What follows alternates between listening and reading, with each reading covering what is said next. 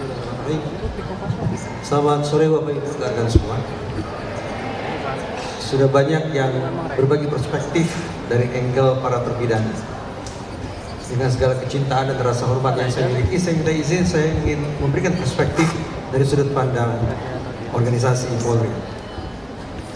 Sekali lagi, ini manifestasi kecintaan dan rasa hormat saya pada Korps Tribrata.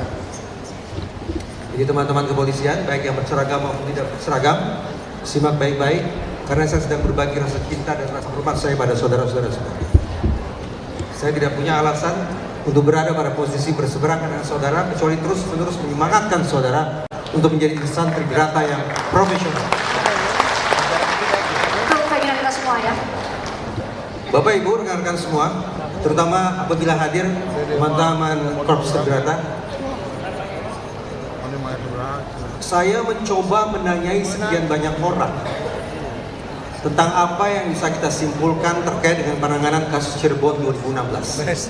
Akan sebelumnya juga kasus Cirebon 2024 terkait dengan penangkapan Teddy Setiawan. Tapi kita fokus pada kasus Cirebon 2016. Sekian banyak saya tanya. Ada advokat profesional, ada penasihat ahli Kapolri, ada mantan Wakapolri.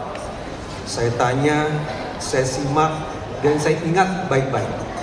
5 orang saya tanya, diantaranya 5 orang menghasilkan teori berbeda tentang apa yang kita bisa pahami dari kinerja Polri dalam mengungkap kasus Cirebon 2016. Salah seorang yang saya tanya, tiba-tiba saya ingat, adalah orang di samping saya. Jadi kalau tidak puas, tanya beliau. 5 teori, 5 penjelasan tentang apa yang terjadi dalam pengungkapan kasus Cirebon 2016. Ada yang menyebut ini sebagai kelalaian sekaligus kekhilafan. Ini sebetulnya teori disampaikan oleh Bang Ruli. Kelalaian dan kekhilafan. Saya pikir kosakata yang dipakai oleh beliau adalah kosakata cari aman.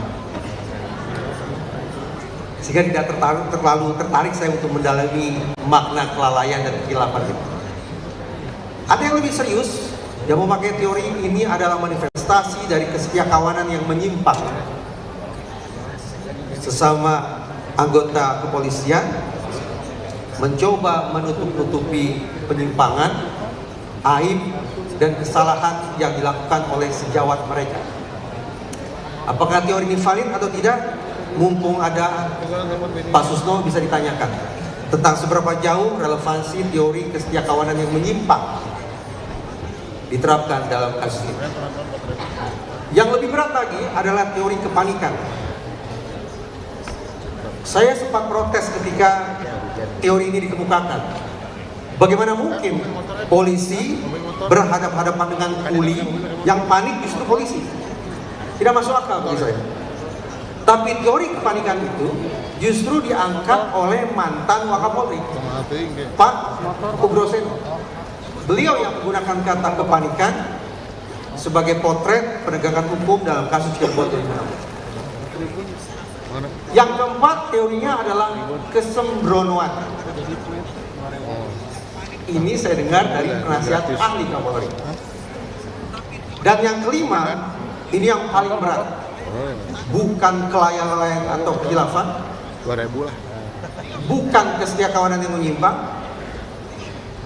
bukan kesembronoan, bukan pula kepanikan, melainkan kejahatan.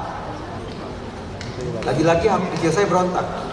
Bagaimana mungkin terhadap institusi kepolisian ditempel kata kejahatan? Tapi itulah teori yang saya simak terkait dengan, sekali lagi, apa yang mereka potret terkait dengan pengungkapan kasus Cirebon 2016. 5 kata yang sesungguhnya sama sekali tidak menyenangkan untuk disimak. Oleh karena itu, dengan semangat yang sama, saya ingin katakan forum ini sesungguhnya merupakan kesempatan emas pula bagi Polri untuk mendapatkan secercah cahaya. Jadi secercah cahaya itu tidak hanya sesuatu yang dituju oleh para terpidana dan penasihat hukum mereka, tetapi secercah cahaya yang semestinya juga menjadi target untuk diraih atau direalisasikan oleh Korps Tribrata. Untuk mematahkan segala macam teori yang saya katakan tadi, bahwa teori 5 hal itu tadi tidak sungguh-sungguh bisa diterapkan untuk institusi Polri. Pertanyaannya, di mana gerangan sumber secercah cahaya itu? Saya menawarkan formulanya. Kalau tadi saya simak, Bapak Ibu rekan semua, berbicara tentang peninjauan kembali, kita pahami bahwa mekanisme hukum yang satu ini harus diikhtiarkan oleh terpidana. Jadi terpidana lah, penasihat hukum mereka lah yang harus berpeluh-peluh, yang memeras keringat, yang banting tulang untuk menemukan novum tersebut. Susahnya saya bayangkan, bukan alat kepala. Kenapa? Terutama sekali karena menurut saya mereka tidak sungguh-sungguh punya akses untuk mencapai barang bukti. Contoh, sperma. Dalam kasus ini, sperma disimpulkan sebagai bukti pemerkosaan. Tapi pertanyaannya, apakah para terpidana dan penasihat hukum mereka punya akses ke sperma itu untuk melakukan uji ulang? Benarkah sperma ini tanda-tanda kekerasan seksual? Demikian pula terhadap apa yang disebut sebagai entah itu samurai panjang, entah samurai pendek. Saya bayangkan kalau samurai panjang atau samurai pendek itu sungguh-sungguh digunakan untuk menusuk kedua korban. Menusuk kedua korban adalah isi laporan itu Rudian. Kalau samurai panjang, samurai pendek digunakan untuk menusuk kedua korban, semestinya di samurai-samurai itu tertinggal sidik jari para pelaku. Dan tertinggal pula jejak darah kedua korban. Tapi pertanyaannya, apakah para terpidana dan penasihat hukum mereka punya akses ke samurai itu untuk melakukan uji tandingan? Benarkah ada sidik jari di sana dan benarkah ada darah kedua korban? Sayangnya, menurut saya, terpidana dan penasihat hukum mereka tidak cukup punya kuasa untuk menjangkau sejauh itu. Karena itulah, menurut saya Bapak Ibu rekan semua, serta teman-teman Polri yang saya cintai, dengan segala kerendahan hati untuk kesekian kalinya saya ulangi, lakukan eksaminasi ke titik hulu secara prosedural, secara proporsional, secara profesional. Sudah tepatkah penanganan kasus Cirebon 2016? Sekiranya Polri mau rendah hati melakukan eksaminasi ke titik hulu dan membenarkan testimoni sekaligus otokritik Jenderal Listio Sigit bahwa pengungkapan kasus Cirebon 2016 tidak sungguh-sungguh taat pada kaidah saintifik, maka menurut saya ini merupakan sebuah novum.